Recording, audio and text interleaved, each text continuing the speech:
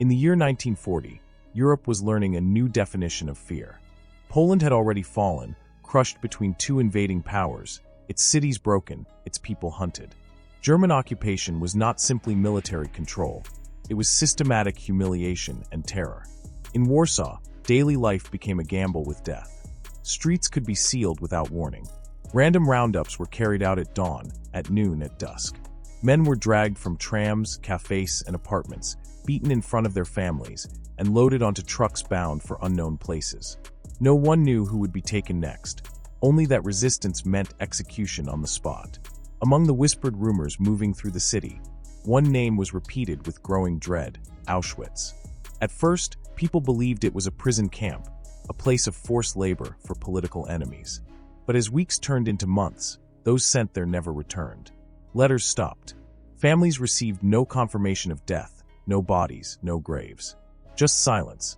Survivors of other camps spoke of starvation, torture, and arbitrary killings, but Auschwitz seemed different, darker, sealed off from the world entirely. The Polish underground understood that something unprecedented was happening. Resistance groups collected fragments of information, testimonies from escaped prisoners, hints from railway workers who saw packed cattle cars heading south. But the picture remained incomplete. No one inside Auschwitz was able to report in detail. The camp was a blind spot, and in wartime, ignorance could be as deadly as enemy fire. Witold Pilecki listened to these reports with growing urgency. He was not a reckless man. He was disciplined, thoughtful, and deeply committed to Poland's independence. He had served as a soldier before, fought wars, organized resistance. He knew the cost of courage. But he also understood something fundamental. If no one was willing to step into the darkness voluntarily, the truth might never escape. Pilecki proposed something that stunned his fellow resistance members. He would allow himself to be captured and sent to Auschwitz on purpose. Once inside, he would organize a secret resistance network among prisoners, gather evidence of German crimes, and send reports to the outside world. If conditions allowed, he would prepare for an uprising that could coincide with an external attack. It was not a mission designed for success. It was a mission designed because there were no other options. The idea was debated intensely. Some called it madness. Others called it heroism bordering on suicide. Pilecki listened, but his mind was already made up. He believed that a man's duty did not end at the edge of reason. Someone had to go. Someone had to see. Someone had to survive long enough to tell the story. In private moments, the weight of his decision pressed heavily on him. He had a wife. He had children. He understood that he might never see them again. Before carrying out his plan, he prepared as if for death. He arranged his papers, gave instructions to trusted comrades, and left behind messages that could be delivered if he did not return. He did not explain everything to his family. There are truths that cannot be spoken without breaking the people you love. On September 19, 1940, German forces conducted a large street roundup in Warsaw. Soldiers flooded neighborhoods, blocking exits, dragging men from buildings and sidewalks. Panic spread instantly. Some tried to flee. Others begged. Shots rang out. Pilecki did none of that. He stepped forward deliberately, allowed himself to be seized, beaten, and pushed onto a transport truck. As the vehicle pulled away, carrying dozens of terrified men, his old life disappeared behind him. The journey to Auschwitz was a descent into brutality. Prisoners were crammed together without food or water. Beatings were constant. Anyone who collapsed was kicked until they stood or left to die. When the gates of the camp finally came into view, exhaustion had stripped most men of resistance. Above the entrance hung the infamous iron words promising freedom through work. Even then, many still clung to the hope that obedience might mean survival. That illusion was destroyed within hours. New arrivals were stripped naked, shaved, beaten, and robbed of their identities. Names vanished, replaced by numbers stitched onto filthy uniforms. Pilecki became prisoner 4859. The guards wasted no time demonstrating absolute power. Men were beaten for looking in the wrong direction. Prisoners were forced to stand motionless for endless roll calls while others collapsed and died at their feet. The sound of screams echoed day and night. Food was barely enough to keep a man alive. Watery soup, moldy bread, scraps that offered no strength. Disease spread rapidly. Typhus, dysentery, and pneumonia killed silently, while executions were carried out publicly. Death became ordinary. Bodies were dragged away like broken tools. Survival depended on luck, strength, and the ability to endure humiliation without losing the will to live. From the first days, Pilecki understood that survival itself was resistance. He observed everything: the routines of the guards, the hierarchy among prisoners, the ways favors were traded and punishments avoided. He learned who could be trusted and who might betray others to save themselves. Every detail was memorized. Paper was too dangerous. Memory became his weapon. Slowly, carefully, he began to build something impossible inside a place designed to destroy all solidarity. He recruited fellow prisoners one by one, forming small cells that knew little about each other. This structure meant that if one group was exposed, the others might survive. Their goals were modest but dangerous: sharing food with the weakest, warning others of inspections, documenting killings, and preserving a sense of humanity. The risk was enormous. Discovery meant torture, execution, and collective punishment. Entire blocks could be starved or beaten because of one man's actions. Yet men joined anyway. Hope, even fragile hope, was stronger than fear. In whispered conversations and exchanged glances, resistance was born behind barbed wire. As months passed, Auschwitz revealed its true nature. Transports increased. Entire groups were executed without reason. Jews were brought in large numbers, isolated, abused, and murdered at an accelerating pace. Prisoners were worked until they collapsed, then killed for being unfit. The camp expanded physically and functionally. Killing became systematic, efficient, industrial. Pilecki's network managed to smuggle reports out through civilian workers and released prisoners. These messages reached the Polish underground and eventually the Allies. They described starvation, mass shootings, torture, and the early mechanisms of extermination. These were among the first comprehensive eyewitness reports from inside Auschwitz. Pilecki believed that once the truth reached the world, action would follow. Inside the camp, preparations for rebellion were discussed in desperate secrecy. Weapons were nearly impossible to obtain. Prisoners were weak, malnourished, and constantly monitored. Still, the idea persisted. If the Allies attacked, if chaos erupted, perhaps the prisoners could rise, seize guard towers, and escape. It was a desperate hope, but hope nonetheless. Years passed in this nightmare. Pilecki endured illness, beatings, and constant exposure to death. He watched friends die slowly from starvation. He saw others executed for minor infractions. He learned to suppress emotion because feeling too much could break a man. Yet he never abandoned his mission. He continued to record everything in his mind, convinced that memory itself was an act of defiance. By 1943, the camp had changed again. The scale of murder had grown beyond anything imaginable. Pilecki realized that remaining inside Auschwitz was no longer enough. His reports were being sent, but he feared they were not believed or not understood. To truly convince the world, he needed to escape and speak face to face. He needed to testify as a living witness. Escaping Auschwitz was considered impossible. The camp was surrounded by electrified fences, guard towers, patrols, and informants. Escape attempts were punished not only with death, but with brutal reprisals against others. Entire blocks could be starved because of one attempt. Pilecki understood the consequences. He understood that others might suffer for his choice. The weight of that knowledge was almost unbearable. Still, he knew that time was running out. Every day meant more deaths, more silence, more disbelief outside the camp. If he died inside Auschwitz, his story might die with him. Quietly, secretly, he began to plan once more, testing routes, observing guard rotations, and identifying men who might help. By this point, Auschwitz was no longer just a place of suffering. It was a machine of annihilation. And Pilecki, a man who had walked into it voluntarily, now carried the memories of thousands who would never walk out. He knew that escape would not be the end of his mission, but the beginning of another battle, convincing a world at war that something even worse was unfolding behind the barbed wire. As he prepared for the most dangerous step of all, one truth guided him. If the world refused to see Auschwitz, then Auschwitz would be brought to the world through him. By the summer of 1943, Witold Pilecki had spent nearly 3 years inside Auschwitz. He had witnessed horrors that most could not imagine, seen friends die of starvation, disease, or execution, and recorded the machinery of death with painstaking care. He had built a secret network of resistance, smuggled messages to the outside world, and endured every day with the knowledge that his life was expendable. Yet even in this darkness, he understood that the mission was far from complete.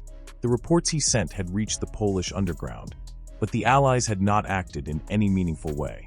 No air raids, no interventions, no visible attempts to disrupt the systematic killing taking place. The world knew, but it did not move. Pilecki realized that the only way to ensure his testimony would have the impact it needed was to escape. Escape from Auschwitz was considered almost impossible. The camp was surrounded by electrified fences, watchtowers, armed guards, and patrolling dogs. Prisoners who tried often paid with their lives, and sometimes with the lives of those around them. The consequences were lethal, yet he could not remain any longer. Every day meant more deaths, more innocents stolen, more silence outside. He began to plan meticulously, observing routines, identifying gaps, and waiting for the right moment. By observing the guards' schedules, he noticed subtle patterns. Certain blocks were less monitored at specific times, patrols followed predictable routes, and some guards could be bribed with small favors. He also knew that he could rely on his network to provide critical intelligence, food, and even disguises for part of the journey. Escape would not be a solo effort. It would depend on precise coordination, secrecy, and a measure of luck. In April 1943, the opportunity arose. A group of prisoners planned to cut through a section of the fence near an outer barracks where surveillance was lighter. Pilecki had studied this route for months. He waited for the cover of night, when fatigue and complacency often softened the vigilance of the guards. Using ropes and improvised tools, the prisoners prepared the path silently, aware that one mistake could lead to instant death. Pilecki led by example, calm under pressure, moving carefully yet decisively. The air was thick with tension, each breath a reminder that failure was fatal. On the night of the escape, the plan unfolded almost perfectly. Prisoners slipped past the less guarded sections, timing each movement with the patrols they had memorized. The darkness was their ally, the stars their only witness. Every step carried the weight of years of suffering and the hope that the truth of Auschwitz would finally be seen. Pilecki moved through the camp with the skill of a man who had lived and adapted inside its walls, blending into shadows and avoiding detection. He could hear the faint barks of dogs, the distant shouts of guards, the creak of towers overhead. Each sound reminded him of the stakes. One error, and the mission, and his life, would end. Once outside the immediate perimeter, the group faced the second challenge, traversing occupied territory back to the safety of the Polish underground. They traveled under cover of darkness, hiding in forests, abandoned buildings, and fields, always alert for German patrols. The journey was grueling. Hunger, exhaustion, and the constant threat of capture pressed on every step. Pilecki encouraged those around him, relying on his training and experience to maintain morale. Weeks of careful planning, careful observation, and unwavering determination carried them through. Finally, after days of hiding and cautious movement, Pilecki arrived at a safe location controlled by the Polish resistance. There, he delivered the most detailed eyewitness account of Auschwitz yet recorded. He described the camp's infrastructure, the daily routines imposed on prisoners, the brutality of guards, and most importantly, the systematic mass killings. His reports included numbers, methods, and even estimates of future deaths if the camp continued its operations unchecked. The intelligence was unprecedented. The Polish underground compiled the information, sent it through channels to London, and eventually, it reached the Allied leadership. Despite the enormity of his mission and the clarity of his testimony, the response was frustratingly slow. The Allies acknowledged the reports, but did not prioritize bombing the camp or mounting any rescue operation. Bureaucracy, disbelief, and the scale of the war meant that the horrors inside Auschwitz remained largely invisible to the world, even with his first-hand account.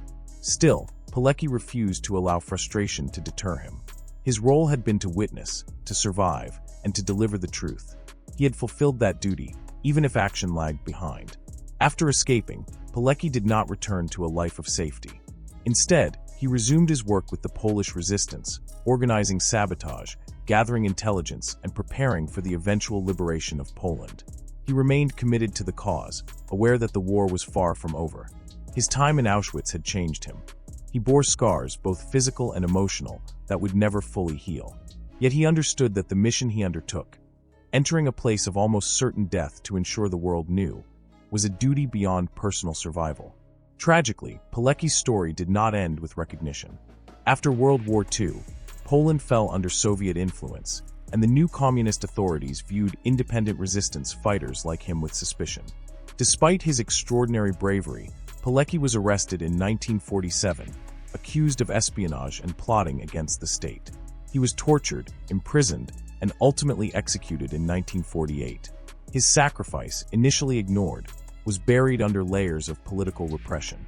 It would take decades before the world fully acknowledged the courage and vision of the man who voluntarily entered Auschwitz. Yet the legacy of Pilecki's actions endures. His reports remain among the most important primary sources documenting the Holocaust. They provided early, detailed evidence of the scale and nature of Nazi crimes, and they preserved the memory of those who were lost inside the camp. Survivors and historians alike recognize that without his bravery, the full truth of Auschwitz might have remained obscured for even longer. His story challenges us to consider the extraordinary measures some individuals take to confront injustice, and the immense personal cost of such courage. Within the walls of Auschwitz, Pilecki had not only survived, he had resisted in the only way possible. By maintaining humanity in the face of systematic dehumanization, by organizing solidarity among prisoners, and by ensuring that the world could no longer claim ignorance. His escape was not simply an act of personal survival. It was the continuation of his mission to bear witness. He understood that the truth was a weapon more powerful than any gun, capable of shaking the world even after the war ended. His meticulous records, smuggled reports, and first-hand accounts became a testament to the resilience of the human spirit under extreme oppression. They demonstrate that even in the most hopeless circumstances, deliberate action, courage, and intelligence can make a difference. Pilecki's life is a reminder that heroism is not always about glory or recognition. Sometimes, it is about quietly choosing to act in defiance of unimaginable evil, fully aware of the personal cost. The story of Witold Pilecki also serves as a warning. It shows the depths of cruelty that organized systems of power can inflict when unchecked, and the importance of vigilance, testimony, and moral courage in the face of such systems. His decision to volunteer for Auschwitz, to endure years of suffering deliberately, and to escape in order to reveal the truth, stands as one of the most extraordinary examples of individual resistance in human history. In remembering Pilecki, we remember not only the horrors of Auschwitz, but the potential for extraordinary human courage. His story is difficult to comprehend, not because it is unbelievable, but because it asks us to confront the limits of endurance, the depths of sacrifice, and the responsibilities of conscience. He faced death daily, yet he chose not only to survive, but to act for the lives of others and for the truth that history needed to know. Pilecki's mission was ultimately successful. He ensured that the world learned about Auschwitz from someone who had lived it, someone who had resisted from within, and someone who had survived to tell the tale. Even if his final years were taken by political repression, the significance of his actions could never be erased. His courage, intelligence, and humanity resonate across time, providing a beacon for anyone who seeks to confront evil, injustice, and indifference. Today, historians, educators, and survivors honor his memory. His accounts continue to inform our understanding of the Holocaust and the moral complexities of resistance. Schools, museums, and documentaries recount his extraordinary bravery. The man who entered Auschwitz voluntarily, endured the unimaginable, and survived to deliver the truth remains a symbol of moral courage, resilience, and the enduring power of testimony. Witold Pilecki's life is a story of deliberate choice in the face of impossible odds. He chose to act when most would have remained passive, to witness when silence would have been safer, and to survive when survival was uncertain. His legacy reminds us that history is shaped not only by the actions of armies and governments, but also by the courage of individuals willing to confront unimaginable darkness. His story is a testament to the profound impact a single person can have, even when confronted with the worst humanity has to offer.